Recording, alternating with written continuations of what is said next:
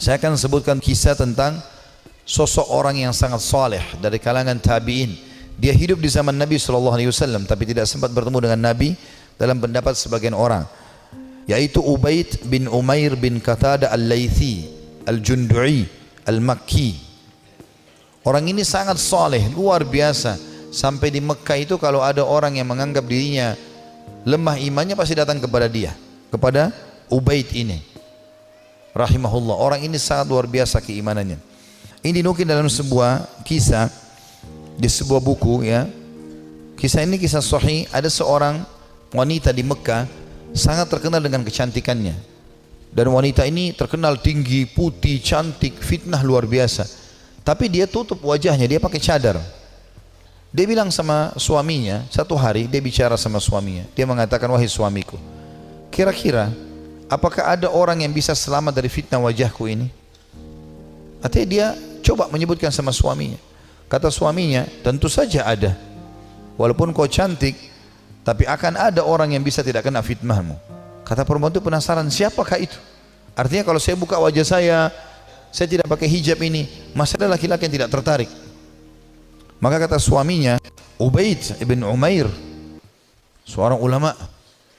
Maka tiba-tiba istrinya karena merasa tertantang datang kepada suaminya lalu berkata, wahai suamiku, apakah kau mengizinkan aku untuk coba menggoda Ubaid hanya untuk mengetes imannya, sekaligus juga mengetes apakah betul memang dia tidak kena dengan fitnah wajahku dan kecantikanku ini?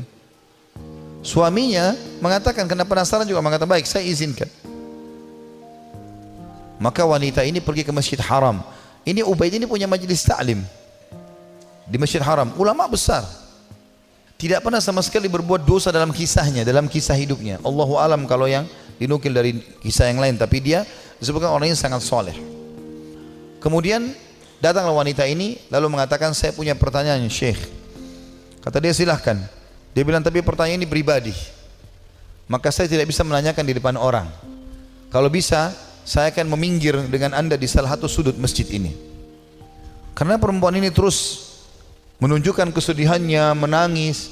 Maka Ubaid mengatakan, baiklah, tapi tetap di depan umum, bukan berduaan-duaan khalwat. Di tiang masjid di sebelah situ ada sekitar jemaah. Tiba-tiba wanita ini pada saat duduk depan Ubaid membuka cadarnya, dan memang terlihat kecantikan yang luar biasa. Maka Ubaid rahimahullah mengalihkan wajahnya sambil kata Ubaid mengatakan, apa yang kau lakukan? Bukankah kau bertanya, kenapa kau membuka cadarmu? Dia mengatakan, sebenarnya wahai Syekh Ubaid, saya mencintaimu dan saya menyukaimu. Maka aku datang untuk menawarkan diri, dan aku tinggal tunggu jawabanmu. Artinya kapan kau mau, selesai, aku jadi milikmu, terserah kau mau apakan. Perempuan ini ingin menguji. Ubaid tidak mengenal siapa perempuan ini. Subhanallah, dia mengatakan, saya akan jawab pertanyaanmu itu kalau kau menjawab 5 pertanyaanku. Kata Ubaid rahimahullah, tapi sambil buang muka, nggak dilihat ke wajah wanita ini. Wanita tersebut menggambarkan Ubaid tidak melihat sedikit pun ke wajahku, padahal wanita ini depan matanya dan sangat cantik. Maka kata wanita tersebut, tanyalah. Kata Ubaid rahimahullah, jadi tadi dia memang bilang waktu dalam majelis, saya punya masalah, saya mau minta nasihat. Padahal dia cuma mau berbohong wanita ini, tapi akhirnya mendapatkan nasihat yang benar. Apa kata Ubaid rahimahullah? Andai saja bertepatan pada saat sekarang malaikat maut datang ingin mencabut ruhmu, apakah kau akan menawarkan hal yang sama padaku kalau memang kau sedang berhadapan dengan malaikat maut? Kata wanita tersebut, tentu tidak. Pertanyaan kedua, andai saja kamu sedang berada dalam kuburan, tempat yang pasti kau akan datangi, dan kau sedang bertemu dengan Mungkar dan Nakir, 2 malaikat akan bertanya di kuburan, dan kau sedang ditanya, apakah kau juga akan berpikir tetap akan menawarkan dirimu seperti ini? Dia mengatakan tidak. Yang ketiga, seandainya kau sedang berada bersama aku di padang mahsyar, kemudian buku-buku amal sedang berterbangan, dan kau tidak tahu apakah kau akan terima dengan tangan kanan atau tangan kiri. Tangan kanan akan selamat ke surga, tangan kiri akan masuk ke neraka. Apakah kau juga akan menawarkan dirimu seperti ini kepadaku? Dia mengatakan tidak. Yang keempat, andai saja kau sedang ditimbang amalmu, dan kau tidak tahu amal baik atau amal buruk di timbangan amal hari kiamat nanti yang lebih berat, apakah kau masih mau menawarkan dirimu padaku? Dia mengatakan tidak.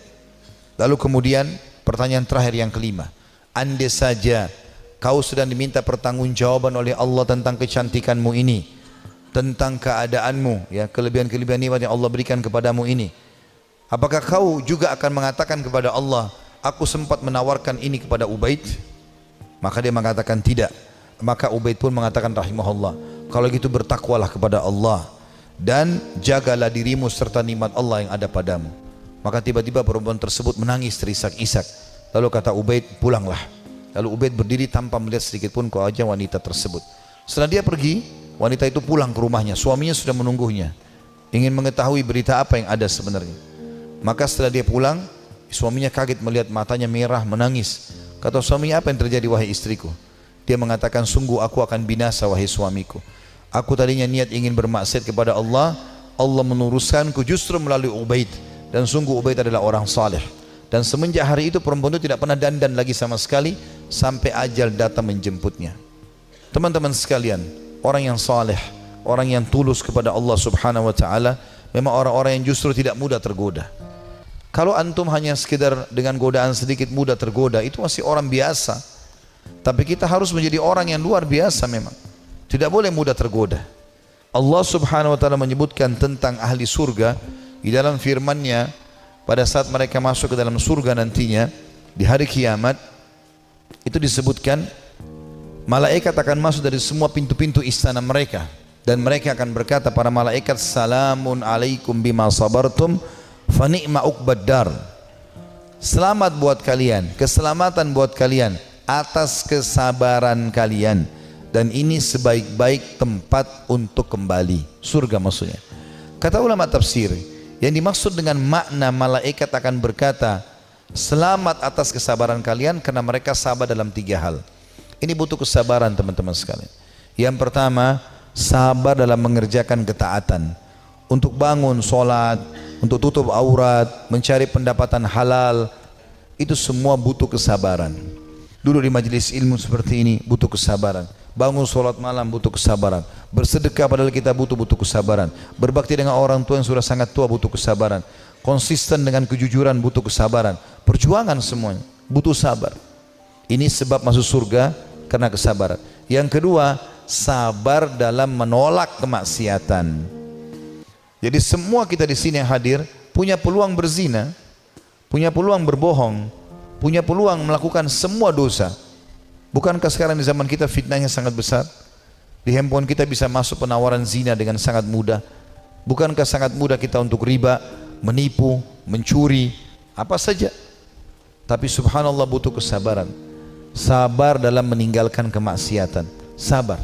Dan kata ulama, beda pahalanya antara orang yang meninggalkan maksiat karena dia tidak punya peluang. Misal dia cuma sepintas lihat spanduk ajakan untuk ke diskotik, atau dia ada penawaran apa, lalu dia bilang, ya saya nggak suka, cuma sebatas itu.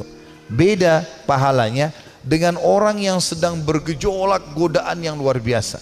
Jadi misalnya memang lagi ada lawan jenis yang mengganggu dia, kemudian dia bergejolak juga ingin mengikuti hawa nafsunya, itu beda pahalanya.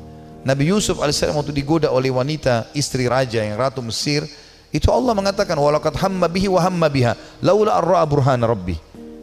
Yusuf sudah cenderung sama perempuan itu cenderung pada Yusuf. Artinya Nabi Yusuf AS manusiawi, tapi beliau coba berusaha menghindar, sabar, menghindar terus sampai akhirnya Allah SWT berikan tanda-tandanya, akhirnya selamat dari godaan tersebut. Artinya kesabaran di sini butuh ekstra pada saat ada peluang untuk berbuat dosa itu. Dan yang ketiga, sabar dengan cobaan harian.